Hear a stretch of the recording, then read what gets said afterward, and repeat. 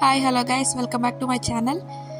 నేను కన్యాకుమారిలో ఉన్నానని చెప్పా కదా. సో అక్కడ ఏంటంటే మార్నింగ్ సన్ రైజ్ చూడటం కోసం చాలామంది భక్తులు ఇట్లా పోతూనే ఉంటారు. అంటే సముద్రం నుంచి సన్ రైజ్ వస్తుందంటే చాలా ఎగ్జైటింగ్ ఉంటుంది కదా. చూసారా ఎంతమంది ఉన్నారో. మేము కూడా ఆ సన్ రైజ్ని చూడటం కోసమే మేము కూడా ఎర్లీ మార్నింగ్ 5కే వెళ్ళిపోయినాం. మా ఫ్రెండ్స్ అందరం, అంటే ట్రిప్కి మేము ఎంతమంది అయితే వచ్చామో అంతమంది అందరం కూడా సన్ రైజ్ కోసం వెళ్ళినాం మార్నింగ్. బట్ ఎలా అంటే మనం ఎదురు చూసినప్పుడు త్వరగా రారంటారు కదా, అట్లనే ఉంది. డైలీ 6కే అంటే సన్ రైజ్ వస్తుంది. అలాంటిది మేము ఆ రోజు దగ్గర 7 వరకు వెయిట్ చేసినాం. అసలు మాకు సన్ రైజ్ అప్పుడు దాకా రాలేదు. చాలా అంటే చాలాసేపు వెయిట్ చేసినాం. నేనైతే ఇక కొంచెం క్లైమేట్ చేంజ్ అయితేనే సరే వెంటనే వీడియో తీస్తూనే ఉన్నాను, అంటే మళ్ళీ ఇక్కడ మిస్ అయిపోతున్నా అని చెప్పేసి.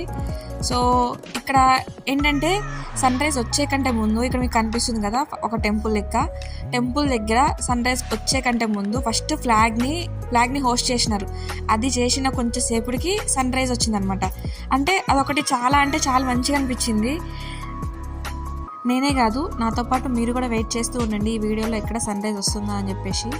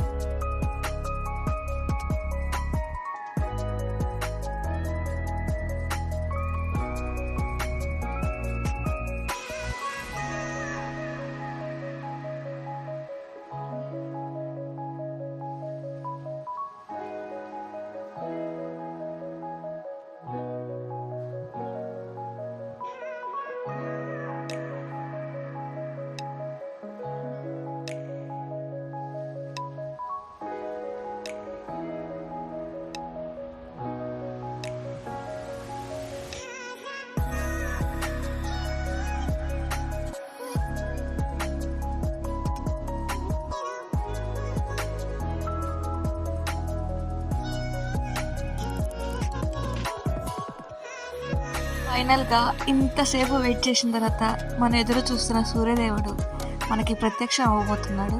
చూస్తూ ఉండండి ఇక్కడ.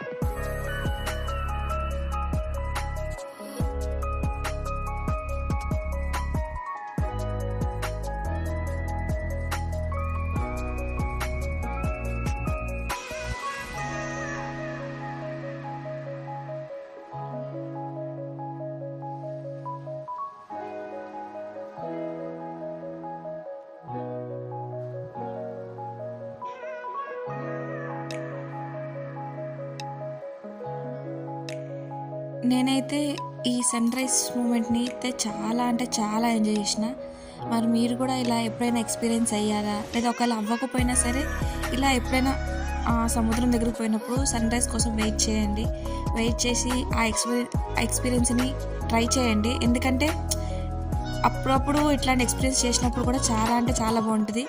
ఇంకా ముందు ముందు ఇంకా మీకు ఇంకా ఎక్సైటింగ్ వీడియోస్ పోస్ట్ చేస్తాను. అవి కూడా ఇంతే ఎక్సైట్‌మెంట్‌లో ఇంకా ఇంతే థ్రిల్లింగ్‌తో నేను చాలా హ్యాపీగా ఫీల్ అయినా.